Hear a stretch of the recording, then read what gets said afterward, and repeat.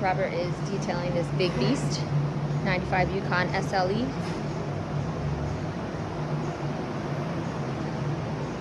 We removed the seats.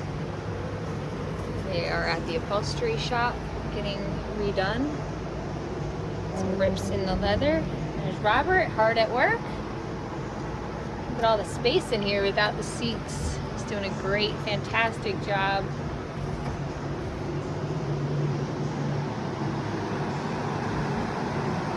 Wiping everything down.